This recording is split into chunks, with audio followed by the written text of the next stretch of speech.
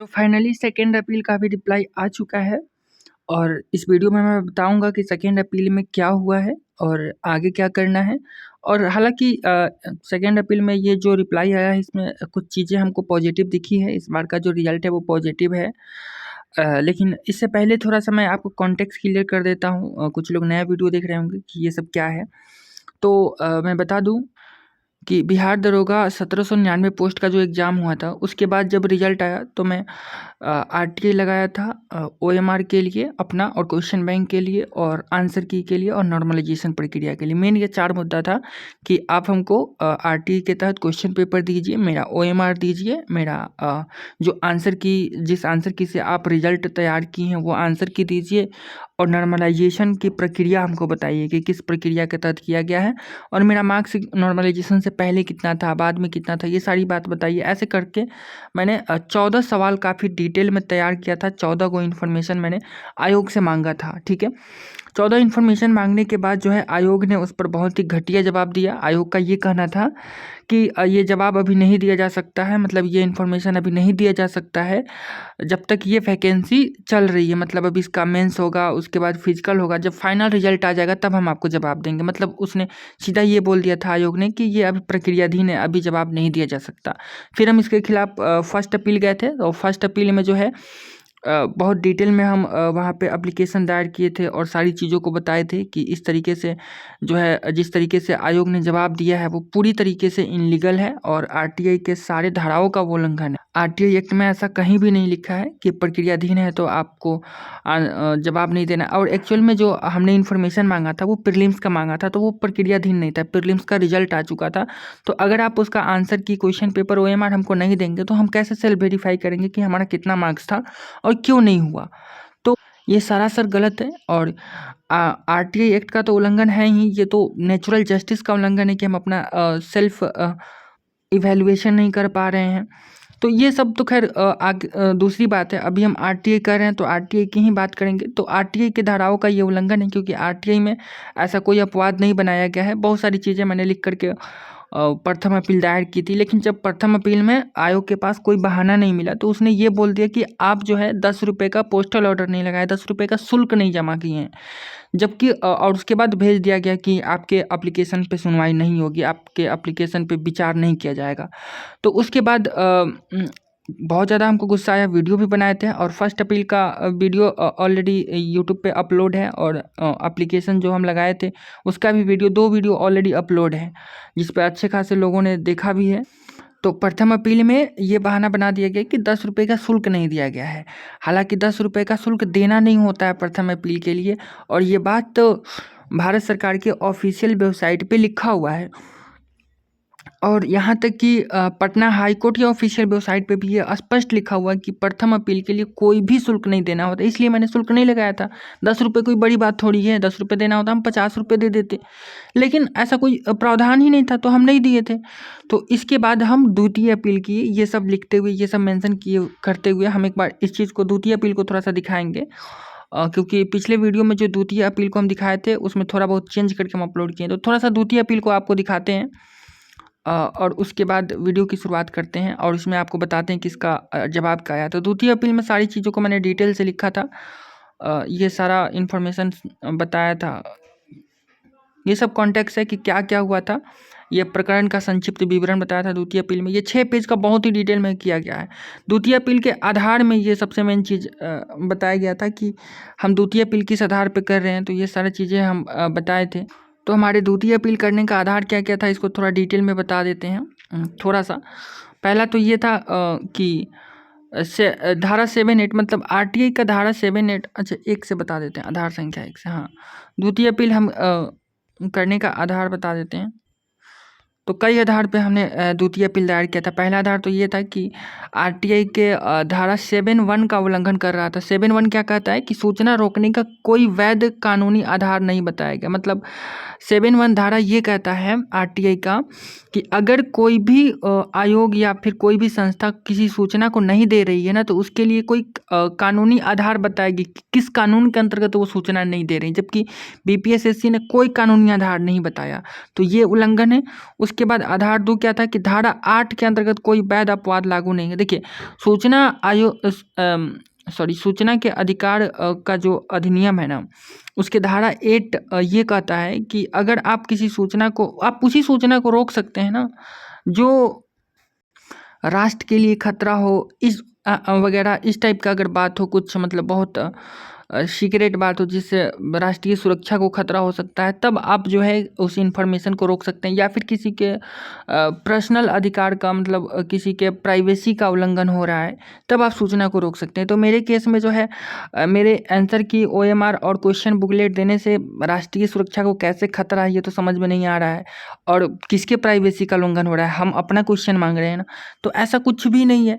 तो ये भी एक आधार बन रहा है कि धारा 8 का भी उल्लंघन है, क्योंकि धारा 8 कहता है कि आप इन्फॉर्मेशन को तभी रोक सकते हैं जब राष्ट्रीय सुरक्षा से जुड़ा मामला हो या फिर किसी का प्राइवेसी का उल्लंघन हो रहा हो। उसी तरह धारा 7(8) का भी उल्लंघन है, क्योंकि धारा 7(8) ये कहता है कि अपील का अधिकार नहीं बताएगा, मतलब अपील का अधिकार बताना होता है। धारा 7(8) के अंतर्गत अगर आप सूचना नहीं देते हैं ना, जैसे कि आयोग ने जो रिप्लाई दिया उसमें उसको ये बताना चाहिए था कि हम ये सूचना नहीं दे रहे हैं, आप इसके खिलाफ में प्रथम अपील कर सकते हैं, और प्रथम अपील जो कर सकते हैं वो कहाँ कर सकते हैं ये बताना था, उस संस्था का नाम बताना था, उसका पता बताना था, उसका जो है विभाग बताना था कि आप यहाँ पे इसके खिलाफ अपील कर सकते हैं। मतलब ये खुद से BPSSC को बताना था कि हम जो इन्फॉर्मेशन दे रहे हैं, अगर आपको ये इन्फॉर्मेशन वैलिड नहीं लगता है कि हमने गलत किया है, तो आप इसके खिलाफ कहाँ अपील कर सकते हैं ये बताना उसका काम था, BPSSC का काम था। ये धारा 8 का 7 का 8 कहता है RTI एक्ट का, ठीक है। तो ये इसका भी उल्लंघन है, क्योंकि उसने कोई बताया नहीं था कि आप कहाँ पे अपील करेंगे। ये तो मैंने खुद से किया था प्रथम अपील, और प्रथम अपील का जो रिप्लाई आया था उसमें भी उसने नहीं बताया कि सेकेंड अपील आपको कहाँ करना है, ये सब नहीं बताया, तो वो भी है। उसके बाद ब्लैंकेट रिफ्यूजल, देखिए 14 को पॉइंट पे हमने जवाब मांगा था। तो RTI जो एक्ट है वो ये कहता है कि अगर आपसे अलग अलग पॉइंट पे इंफॉर्मेशन मांगा जा रहा है तो सबका आंसर आपको अलग अलग देना है। ऐसा नहीं कि आपको 10 बात पूछा जा रहा है, आप उसका एक लाइन में उत्तर दे दिए, नहीं। अगर 10 पॉइंट में आपसे क्वेश्चन किया जा रहा है, 10 पॉइंट में आपसे इन्फॉर्मेशन मांगा जा रहा है, तो 10 पॉइंट का इन्फॉर्मेशन आपको अलग अलग देना है। जबकि BPSSC ने ऐसा नहीं किया, उसने एक लाइन में ही बोल दिया कि प्रक्रियाधीन है, मार्क्स बाद में बताया जाएगा। हमको खाली मार्क्स थोड़ी चाहिए, हमको तो सारा डिटेल चाहिए था, 14 को इन्फॉर्मेशन चाहिए था। तो ये भी एक आधार बना द्वितीय अपील का। उसके बाद आधार 5 क्या था, क्या क्या उल्लंघन हुआ ये सब है इसमें। प्रक्रिया का तर्क असत्य, प्रारंभिक परीक्षा का सूचना से चयन प्रक्रिया प्रभावित नहीं होती। देखिए ये भी एक रीजन होता है, अगर आप इन्फॉर्मेशन को इस फेवर में रोक सकते हैं कि किसी को इन्फॉर्मेशन देने से आगे की प्रक्रिया प्रभावित हो सकती है। जैसे अगर मेंस का PT का अगर इन्फॉर्मेशन देने से मेंस प्रभावित हो जाता तो BPSSC के पास ये पावर था कि वो इन्फॉर्मेशन को रोक सकती है। बट PT का जो है मार्क्स बताने से, क्वेश्चन पेपर देने से, OMR देने से पारदर्शिता और बढ़ती, तो ये तो उलट ही हो गया ना, तो ये तो इसमें लागू ही नहीं हो रहा है, तो इसका भी उल्लंघन है, ये तर्क एकदम असत्य है। उसके बाद नेचुरल जस्टिस का उल्लंघन, ये तो सबसे बड़ा ब्लंडर है। मतलब ये हमारे देश का जो नेचुरल जस्टिस का सिद्धांत है, न्याय का सिद्धांत ही है, जो कि मौलिक अधिकार से भी ऊपर होता है। वो सिद्धांत ये कहता है कि आप दूसरे पक्ष को सुनने का मौका देंगे। आप रिजल्ट निकाल दे रहे हैं और हमको सुनवाई का ही मौका नहीं दे रहे हैं, हमको आपत्ति दर्ज करने का ही मौका नहीं दे रहे हैं, हम अपना मार्क्स पता ही नहीं कर पा रहे हैं कि हमारा मार्क्स कितना आया, तो हम कैसे मान लें कि आप जो रिजल्ट दे रहे हैं वो सही है। तो ये तो सरासर नेचुरल जस्टिस का उल्लंघन है। तो ये सब डिटेल में यहाँ पे लिखा गया है। तो इसके आधार पे तो कोर्ट में भी चैलेंज किया जाएगा आने वाले समय में, बट अभी तो जो कर रहे हैं वही अच्छा। हालांकि कुछ और बातें बतानी थी, पहले इसको बता लेते हैं, उसके बाद आपको बताएंगे, कुछ लोगों के सवालों का भी जवाब देना है। उसके बाद 7वां आधार ये बना कि धारा 6(3) का भी ये उल्लंघन है, क्योंकि धारा 6(3) क्या कहता है कि यहाँ पे ये है सूचना अन्यत्र होने पर अंतरण न करना। तो धारा 6(3) कहता है कि अगर आपसे कोई सूचना मांगा जा रहा है और वो सूचना आपके पास नहीं है तो आप सीधा मना नहीं कर सकते। आपको ये बताना पड़ेगा कि हमारे पास ये सूचना नहीं है, लेकिन ये सूचना फलाने विभाग के पास है। आपको ये बताना पड़ेगा कि ये सूचना अब इस विभाग पे है, उसका पता, उसका नाम, ये सब डिटेल देना पड़ता है। या फिर उसको ट्रांसफ़र करना पड़ता है कि ये सूचना हमारे पास नहीं है, इस विभाग में है, तो उस विभाग में आप एप्लीकेशन को ट्रांसफ़र कर देते हैं, ऐसा भी होता है। लेकिन आपने ऐसा कुछ नहीं किया। अगर नॉर्मलाइजेशन या फिर किसी भी चीज़ से रिलेटेड सूचना आपके पास नहीं थी तो आप उसको ट्रांसफ़र कर सकते थे, लेकिन आपने ऐसा नहीं किया। उसके बाद 8वां आधार क्या है? प्रथम अपील में शुल्क न लगाना उचित था। शुल्क न लगाना उचित था या नहीं, इसका बात है। तो देखिए, प्रथम अपील में शुल्क न लगाना एकदम अनुचित था, मतलब उचित था, क्योंकि शुल्क लगाने का बात कहा ही नहीं गया है आरटीआई एक्ट में कहीं भी। तो आपने इस आधार पे कैसे एप्लीकेशन को खारिज कर दिया? तो ये तो एकदम बड़ा ब्लंडर है। यहाँ पे हमने सब चीज़ों को मेंशन किया है कि कहाँ-कहाँ पे। देखिए, भारत सरकार के ऑफिशियल वेबसाइट rti.online.government.in के FAQ क्वेश्चन और आंसर जो होता है ना, उसमें प्रश्न संख्या 8 में स्पष्ट रूप से लिखा गया है। उसके बाद पटना हाई कोर्ट के ऑफिशियल वेबसाइट पे लिखा गया है। ये सब बात हम यहाँ पे मेंशन किए, इसके साथ स्क्रीनशॉट भी लगाए हैं, ठीक है। तो ये सारा बात मेंशन किया गया है। उसके बाद संविधान के आर्टिकल 91A का भी हनन है ये।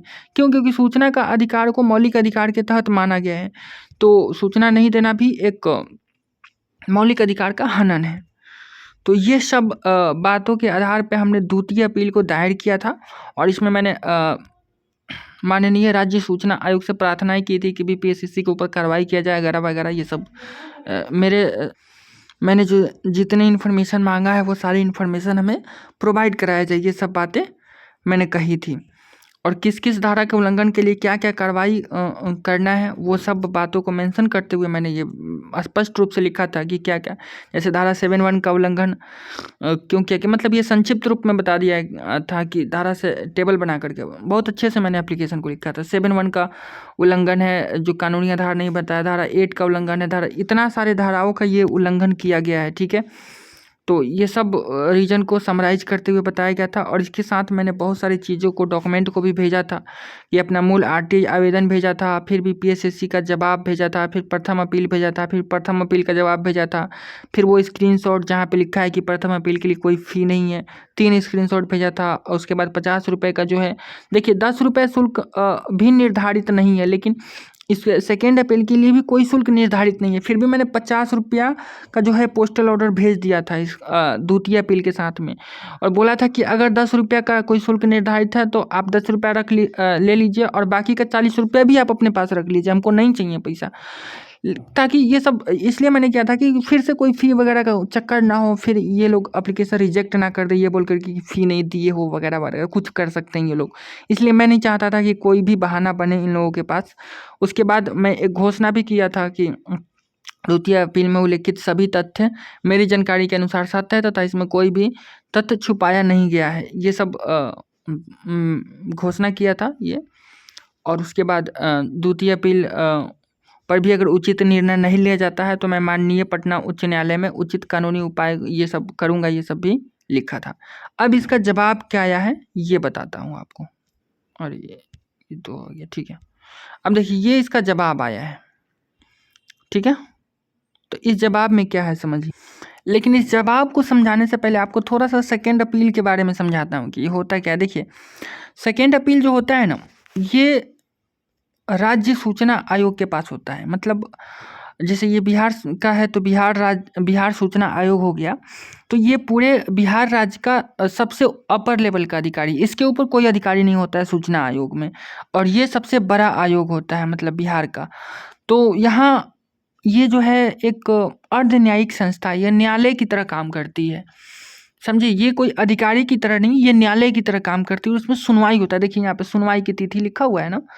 तो इसमें क्या-क्या होता है हमको थोड़ा सा नॉलेज कम, मतलब कम नहीं था, मतलब मैंने पूरी रिसर्च की थी लेकिन कुछ चीज़ें मेरे से मिसप्रिंट हो गई। इस वजह से जो है ये जो है एप्लीकेशन को इस बार मेरा वापस किया गया है, रिजेक्ट नहीं किया गया है। तो थोड़ा सा पॉजिटिव खबर है कि इन लोगों ने एप्लीकेशन को पूरा पढ़ा है। मेरा जो पेपर आया है उसको मैंने देखा तो बहुत सारी चीज़ें हमको समझ में आया। तो ये लोगों ने पूरा एप्लीकेशन को पढ़ा है, समझा है, और उन्होंने कुछ त्रुटि की वजह से एप्लीकेशन को दोबारा हमारे पास भेजा है और बोला है लोग कि 30 दिन में जो है एप्लीकेशन को आप फिर से दायर कीजिए, कोई दिक्कत नहीं है, एप्लीकेशन में कुछ त्रुटि है। तो यही जवाब आया है। इसमें क्या है आपको बता देते हैं कि देखिए इतना सारा जो इसमें लिखा गया ना पॉइंट, यहाँ देखिए पॉइंट 1 से लेकर 14 तक पॉइंट 1 से 14 से लेकर, ये एक त्रुटि का प्रारूप है इन लोगों का, कि अगर इतना सारा में से कोई भी एक त्रुटि है ना, तो ये एप्लीकेशन को दोबारा भेजते हैं और त्रुटि को सही करवा करके एप्लीकेशन मंगाते हैं। मतलब ये सब चीज़ होना चाहिए था। अगर किसी एप्लीकेशन में नहीं रहता है तो वो लोग दोबारा भेजते हैं। तो मेरे एप्लीकेशन में 2 कमियां पाई गई, 2 कमी थी मेरे एप्लीकेशन में, जो मेरे से भेजते समय मानिए कि गलती हुई, या फिर हमको पता नहीं था, इस वजह से हम एप्लीकेशन को सही से नहीं कर पाए। पहला गलती ये हुआ कि देखिए, संबंधित लोक सूचना, हम बता देते हैं इसको क्या पढ़े, हम शॉर्ट में ही बता देते हैं। देखिए, द्वितीय अपील में हमको पता नहीं था क्या करना होता है, कि आप जो भी एप्लीकेशन भेज रहे हैं ना, उसका एक कॉपी, जैसे मेरे केस में बीपीएसएससी को भेजना था, और एक कॉपी प्रथम अपीलीय अधिकारी के पास भेजना होता है, क्योंकि ये जो है न्यायालय की तरह काम करती है, तो यहाँ पे सुनवाई होता है। जैसे ऐसा नहीं कि द्वितीय अपील में हम एप्लीकेशन भेज दिए, उधर से जवाब आ जाएगा और इन्फॉर्मेशन मिल जाएगा, नहीं। जब हम द्वितीय अपील दायर करते हैं, तो उसके बाद जो है राज्य सूचना आयोग जो है मुझे बुलाती है, और सामने वाले पक्ष को भी बुलाती है। मतलब हमारे केस में बीपीएसएससी को बुलाएगी और प्रथम अपीलीय अधिकारी को भी बुलाएगी, और दोनों तरफ की बातों को सुनेगी, मेरी बातों को सुनेगी और उनकी बातों को सुनेगी, एकदम न्यायालय की तरह, और उसके बाद अपना जजमेंट देंगी। तो जब भी कोई न्यायालय वाला प्रोसेस होता है ना, तो इसमें क्या होता है, जैसे कि हम जैसे आप किसी पे कोर्ट केस भी करते हैं, अगर किसी के खिलाफ आप कोर्ट भी जाते हैं ना, तो जो भी आप केस कर रहे हैं ना किसी के ऊपर, उसका एक कॉपी जिसके ऊपर केस कर रहे हैं उसको भेजना होता है। तो ये द्वितीय अपील में ये सब लागू होता है, हमको पता नहीं था। तो जब द्वितीय अपील किया जाता है, तो उसका एक कॉपी हमारे केस में बीपीएसएससी को और प्रथम अपीलीय अधिकारी को एक एक कॉपी दोनों को भेजना था, जो कि हम नहीं भेजे। तो पहला तो गलती मेरे से ये हो गया। दूसरा गलती ये हो गया कि देखिए, एप्लीकेशन में जो यहाँ पे हम घोषणा किए ना, ये शपथ पत्र, इसमें बस हम ये केवल मेंशन किए थे कि मैं प्रभात कुमार और पुत्र श्री उमेश प्रसाद चौरसिया घोषणा करता हूं कि इस द्वितीय अपील में उल्लेखित सभी तथ्य मेरी जानकारी के अनुसार सत्य है, और इसमें कोई भी तथ्य छुपाया नहीं है, एकदम सही है। लेकिन इसमें एक लाइन और जोड़ना था कि ये जो द्वितीय अपील का मामला है ना, ये किसी अन्य न्यायालय में नहीं चल रहा है। नहीं तो ऐसा क्या होता है कि डुप्लीकेट हो जाता है, पता चला कि हम अन्य न्यायालय में, या फिर दोबारा नहीं किया गया है, मतलब ऐसा हुआ कि हम द्वितीय अपील को 2 बार कर दिए, तो फिर आयोग को परेशानी हो जाएगी कि दोनों जगह उसको सुनवाई करना पड़ेगा, या फिर किसी और न्यायालय में चल रहा है, तो न्यायालय भी उधर परेशान हो रहा है, आयोग भी इधर परेशान हो रहा है। तो इसलिए ये घोषणा लिया जाता है कि कोई भी व्यक्ति जो है एक जगह ही मामला को ले जाए, ताकि ये परेशानी ना हो, टाइम की बर्बादी ना हो और कोई डुप्लीकेशन ना हो। तो ये सही चीज़ है, मतलब हम इसको गलत नहीं मानते हैं। यहाँ पे आयोग ने बिल्कुल सही किया है, राज्य सूचना आयोग ने। हम इनका विरोध नहीं करेंगे। यहाँ पे इन्होंने मेरे एप्लीकेशन को दोबारा भेजा है, कायदे से भेजा है, और जो मेरे अंदर कमियां थी उसको सुधारने के लिए यहाँ पे लिखा भी गया है कि कृपया प्राप्ति स्वीकार की जाए, और आप पत्र की प्राप्ति 30 दिनों के अंदर अपना द्वितीय अपील आवेदन त्रुटियों का निराकरण कर पुनः दायर कर सकते हैं। ये बात इन्होंने लिखा है। और फिर यहाँ पे क्या क्या डॉक्यूमेंट इसके साथ में भेजना है ये भी बोला गया है, और क्या नहीं भेजना है ये बोला गया है। जैसे हमने स्क्रीनशॉट वगैरह भेज दिया था, तो ये इनका कहना है कि नहीं, वो सब अभी नहीं भेजना है, सुनवाई के लिए आपको बुलाया जाएगा, उस समय वो सब प्रूफ वगैरह आपको दिखाना है, ठीक है। तो ये सब बोला गया है। तो ये 1 दिन पहले मुझे प्राप्त हुआ है। तो मैं ये सब एप्लीकेशन के जितने भी त्रुटि थे, ये 2 इसको करते हुए, और एक चीज़ और करना होता है द्वितीय अपील में, जो हमको पता चला, जो यहाँ पे इन लोगों ने नहीं भी बताया, फिर भी हम अपने से कर दिए, कि एप्लीकेशन का 3 कॉपी देना होता है। जैसे जो एप्लीकेशन हम भेजे हैं, उसका 3 कॉपी हम द्वितीय अपील में भेजेंगे, और एक एक कॉपी भेजेंगे बीपीएसएससी को और प्रथम अपीलीय अधिकारी को। तो हम टोटल 5 कॉपी कल भेजे हैं, कल के डेट में भेजे। ये परसों आया था मेरे पास रिप्लाई। तो हम सब भेजने उजने के बाद जब सारा काम हो गया, तब हम आराम से वीडियो बना रहे हैं। हालांकि मेरा मन था कि वीडियो ना ही बनाया जाए, पर सोचे कि नहीं, बहुत लोग अपडेट का इंतजार करते हैं, तो वीडियो बनाना ज़रूरी है।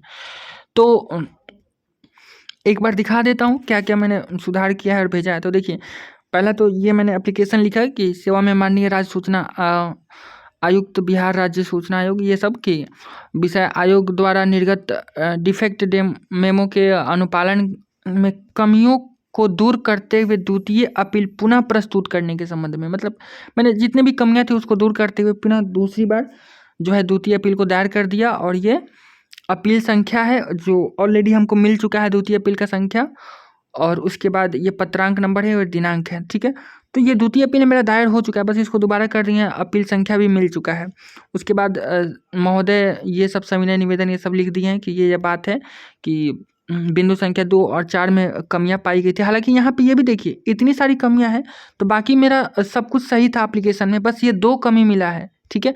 बाकी सब कुछ सही है, इन्होंने अच्छे से सब कुछ को चेक कर लिया है, बस ये 2 कमियां थी, 2 कमी को हम पूरा करके दोबारा एप्लीकेशन दायर कर दिए हैं। और इस बार साथ में क्या क्या भेजे हैं तो ये भी आपको बता देते हैं।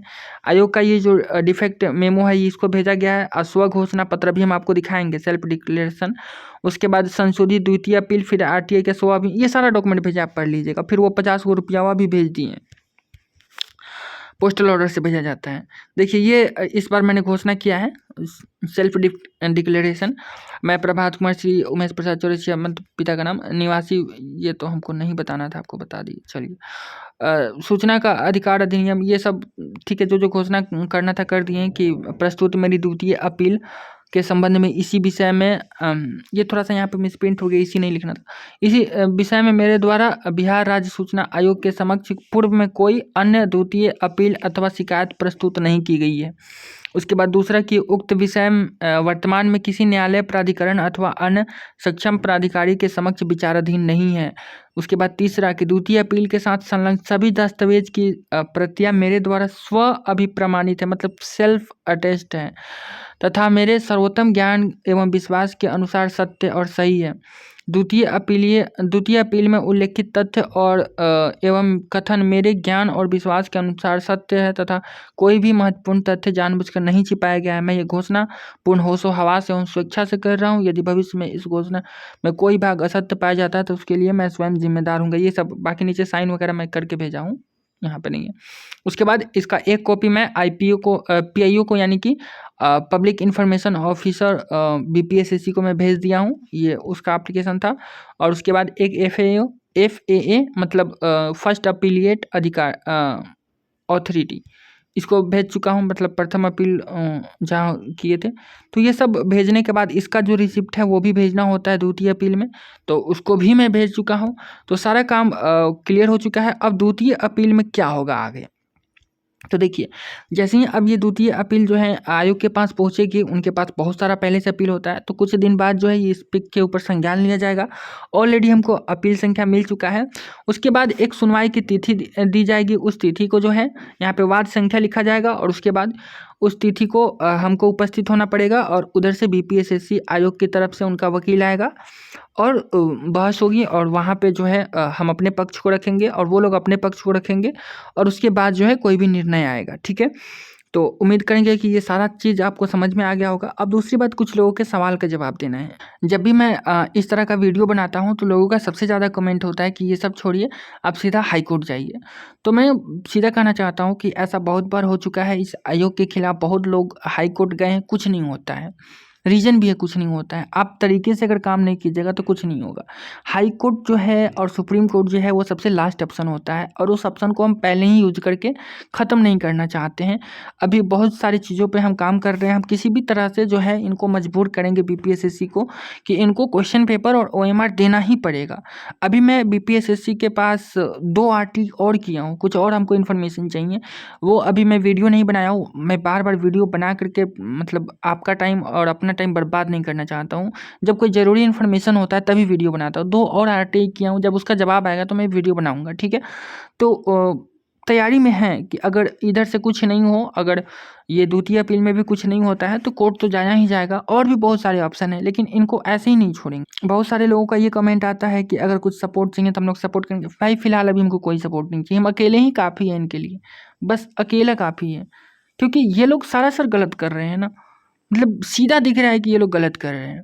और अगर हमारे देश में संविधान लागू है और कायदे से सारी चीज़ें हो रही है, संवैधानिक व्यवस्था है, तो फिर इतने गलत कैसे हो सकता है। हमको माने एक पक्ष को सुनने का मौका ही नहीं दिया जा रहा है। यहाँ पे बच्चा बोलते रह जा रहा है कि मेरा इतना नंबर है, मेरा इतना नंबर है, और आयोग अपना मनमानी कर रही है कि हाँ आपका अगर पीडीएफ में रोल नंबर है तो है, नहीं है तो नहीं है। क्या मतलब, क्या मजाक चल रहा है? आप क्वेश्चन पेपर ही नहीं दे रहे हैं, कैसे पता चलेगा आप कितने क्वेश्चन गलत टाइप किए, कितने क्वेश्चन का आप आंसर गलत दिए, किस आधार पे आप रिजल्ट दे रहे हैं? कोई आंसर की आता ही नहीं है। कुछ लोग कहते हैं कि ठीक है, प्रक्रिया के बाद तो मार्क्स बताता है ना। अरे भाई, हम क्या करें उस मार्क्स का? अगर आयोग बोल दे कि तुम्हारा 20 मार्क्स है, तो हम कैसे मान लें कि 20 नंबर है? कैसे मान लें हम 20 नंबर है? हमारे पास क्वेश्चन है कि हम मिलाएंगे, हमारे पास आंसर की हम खुद से मिलाएंगे तब न मानेंगे। हम आयोग पे विश्वास क्यों करें? अगर ऐसा ही है तो लॉटरी सिस्टम कर दीजिए ना। खाली मार्क्स बताने से क्या होगा? आप क्वेश्चन पेपर दीजिए, आप प्रक्रिया पूर्ण होने के बाद ही हमको क्वेश्चन पेपर दे दीजिए, आंसर की दे दीजिए और ओएमआर दे दीजिए। हम प्रक्रिया पूर्ण होने के बाद ही मिला लेंगे। और अगर हमारा मार्क्स ज़्यादा हुआ तो फिर आपको दोबारा से मेंस लेना पड़ेगा और दोबारा से फिजिकल लेना पड़ेगा। क्या बात हुआ? मतलब मजाक बना करके रख दिया है लोग।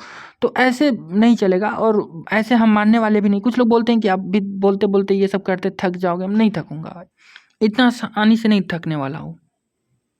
मैं ये मान के चलता हूँ कि इसमें जो है बहुत हमको घुमाया जाएगा, बहुत परेशान किया जाएगा। पूरा सिस्टम मिलके जितना परेशान कर सकता है उतना करेगा, हम जान रहे हैं। और उसके लिए हम मेंटली तैयार हैं। हम समझते हैं कि इतना आसान नहीं है। ऊपर से नीचे तक जो है पूरा तंत्र जो है क्या ही बोले, छोड़िए। लेकिन ऐसे ही नहीं मानेंगे। कुछ लोग जो है बहुत ज़्यादा जोश में आ जाते हैं कि यह करेंगे, वह करेंगे, सड़क पे उतरेंगे, यह वह। कुछ नहीं होने वाला है भाई। आप अगर सड़क पे उतरेंगे तो लाठी खाएंगे, कोर्ट में जाएंगे तो भी कुछ नहीं होगा, हम जान रहे हैं। और आंदोलन करेंगे तो उसका राजनीतिकरण कर दिया जाएगा। वहाँ पे आप कुछ नहीं कर पाएंगे। बहुत सारा चीज़ हम देख रहे हैं। टीचर लोग जो है बिक जा रहा है। अब किसी का नाम नहीं लेना चाहते, चाहे कुछ नहीं बोलना चाहते हैं, बस जो समझदार लोग हैं वो सब कुछ समझते हैं। टीचर लोग भी अपने फ़ायदे के लिए काम करते हैं। तो आपको अपनी लड़ाई खुद से लड़नी पड़ेगी। जहाँ तक बात है सपोर्ट की, तो देखिए, हमको अभी कोई सपोर्ट की ज़रूरत नहीं है, लेकिन आप लोग मेरे से जुड़े रहिए। अगर कहीं पे ये प्रूफ़ करने की बात आएगी कि केवल हम परेशान नहीं हैं, बाकी बच्चे भी परेशान हैं, तो वहाँ पे आपको साथ रहना पड़ेगा, दिखाना पड़ेगा कि आप सब भी परेशान हैं। बस वहाँ पे ज़रूरत पड़ सकती है, अगर कल को मामला कोर्ट जाता है या फिर कहीं कुछ और जगह पे कुछ प्रूफ़ करने की ज़रूरत आई तो। बाकी जगह तो हम अकेले ही काफ़ी है। तो फिर आगे कोई अपडेट होगा तो हम बताएँगे। बाकी आपको जो लगता है, आप जो सोचते हैं कमेंट कीजिएगा। कमेंट से थोड़ा-सा हमको भी लगता है कि आप लोग हैं सपोर्ट में और आप लोगों को भी ये प्रॉब्लम का सामना करना पड़ रहा है, तो थोड़ा-सा लगता है कि नहीं, हम सही काम कर रहे हैं। तो चलिए अब फिर कोई अपडेट होगा तो बताएँगे अगली वीडियो में।